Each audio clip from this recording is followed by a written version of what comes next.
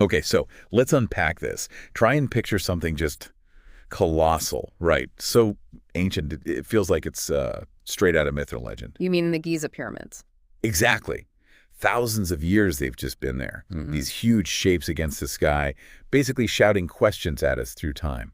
And it's more than just big piles of rocks, isn't it? It's a direct link, really, to a civilization whose sheer brain power, still kind of baffles us. It really does. Yeah. And on this deep dive, we're not just going to glance at them. We want to go deep. Look at the history, the construction, which is still a bit mind-bending, what their purpose might have been, and the huge shadow they still cast today. We've sifted through a lot to pull out the really key stuff for you without getting lost in every detail. Yeah, exactly. The aim is to really get a handle on these incredible structures, when they were built, the amazing thinking behind how they were built, Right. and the different ideas about why they were built, but sticking to what we can, actually know. Okay, so let's start with the icons themselves.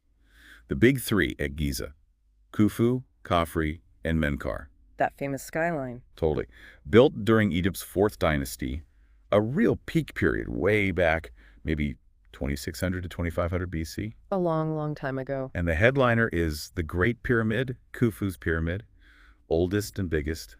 It's almost impossible to really get your head around the scale. It really is. Think about this. It was the tallest thing humans had built for over 3,800 years. Incredible. Just puts things in perspective. And to even start understanding that, you have to look at the society that pulled it off. Yeah. This wasn't like a quick job. Oh, definitely not. We're talking a very, very structured society, rigid hierarchy, almost like a huge, well-oiled machine. And at the top. The Pharaoh, seen not just as a king, but as a living god. Wow, living god. That's quite the job title. But how does having a god king actually, help build something that weighs millions of tons? Well, if you connect the dots, you see everything was linked. The Pharaoh's divine status gave him command over immense resources, people, materials, everything. Okay, so the authority was there. Right. Then add the Nile. Its floods were predictable, which meant reliable farming, surplus food, and crucially, periods when a huge chunk of the population wasn't needed for farming. They could be redirected to these massive state projects fed by that surplus. Ah, so the river's rhythm actually created the workforce availability. In a way, yes. That stability, that organization, fueled by the Nile and directed by the Pharaoh, was absolutely essential for managing something on this scale. So it's not just about stone, it's the whole system. People, food, logistics. Okay. Okay. Yeah. Now the big question, Yep. How did they actually build them? Even with all that organization moving those blocks, it's still staggering. It is. And look, while some details are still debated, archaeology's given us a pretty clear picture. We don't need, aliens. Right, yeah. The evidence points to human ingenuity. Really clever technique, so obviously incredibly labor-intensive. They use things like stone pounders, or basically big, hard rocks to quarry the limestone, Right. then copper chisels and drills to shake it, wooden mallets for finer work, and simple tools like plumb bobs, a weight on a string and set squares to get those angles perfect. Basic tools, amazing results. What about getting the stones up? The ramps? Yeah, the ramp theories are fascinating. It probably wasn't just one massive straight ramp going all the way up. It would have been almost as big as the pyramid itself. Makes sense. Archaeologists have found evidence suggesting more complex systems.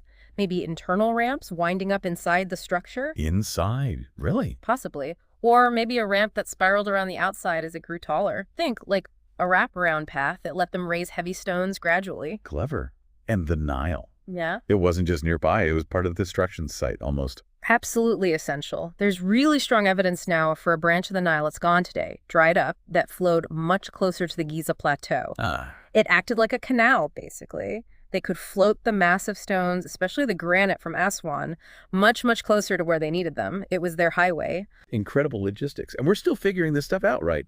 Modern tech helps. Oh, definitely. Modern archaeology isn't just digging with brushes. We use things like GPR, ground-penetrating radar, and ultrasound imaging. Like medical scans? Sort of. It lets us peer inside the stone, map out voids or hidden features like potential chambers or corridors without drilling a single hole. It helps us understand the construction sequence, the internal structure. It's like having X-ray vision for the past. That's amazing.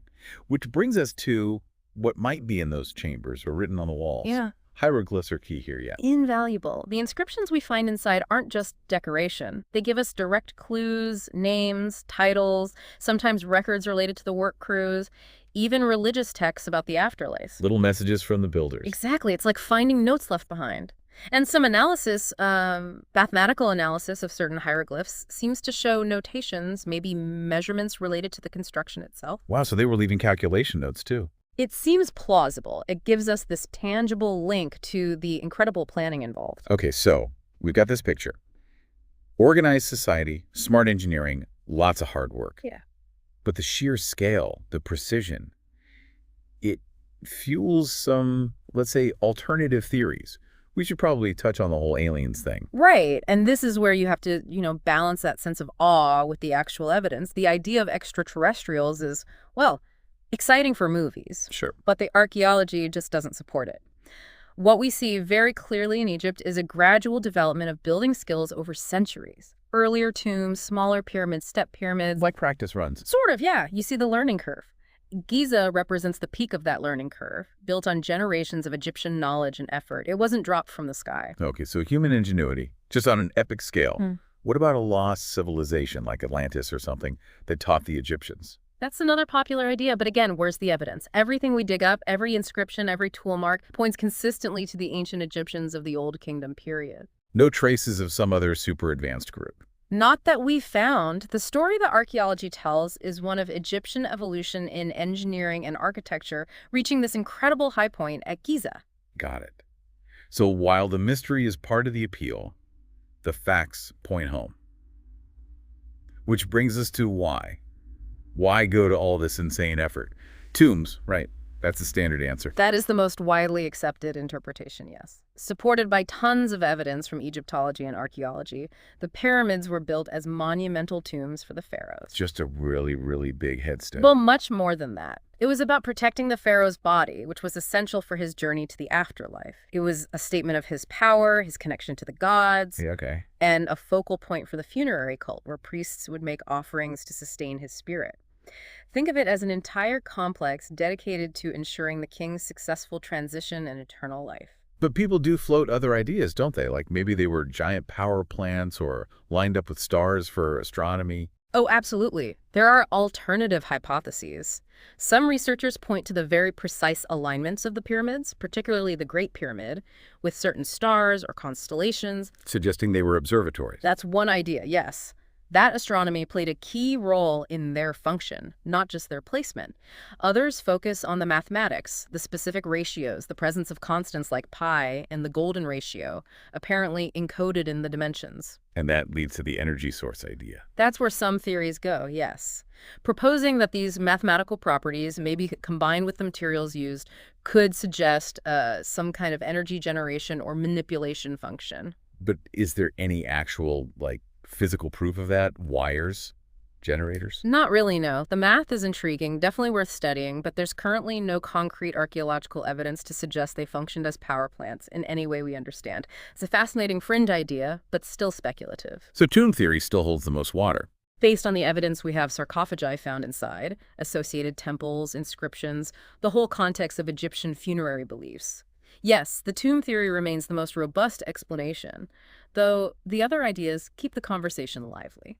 For sure. And whatever their original purpose, their impact now is undeniable. They're way more than just old buildings. Absolutely. If you zoom out, you see how deeply embedded they are in, global culture. Art, books, movies.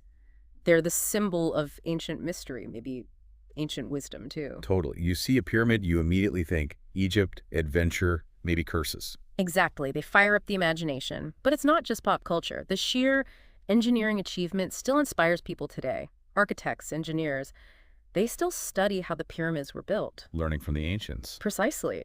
And on a broader level, they're a powerful reminder of, cultural heritage, the importance of preserving these links to our collective past. They've seen empires rise and fall. Makes you feel small, doesn't it? It does. It fosters this appreciation for what people could achieve so long ago and the incredible depth of human history. Okay, so wrapping this up, the Giza pyramids are just these stunning monuments to ancient Egyptian skill and ambition. built by a complex society using really clever engineering we're still fully deciphering. Definitely a human achievement, Yeah. despite the wilder theories. And while they were almost certainly tombs, Those other ideas about purpose just add to the fascination, don't they? absolutely. Their legacy is immense. They still inspire awe, curiosity, art, everything, thousands of years later. Truly enduring. Right, so here's a final thought to chew on. Given the incredible ambition and, frankly, the genius behind Giza, what other enigmatic structures are out there from different times, different cultures?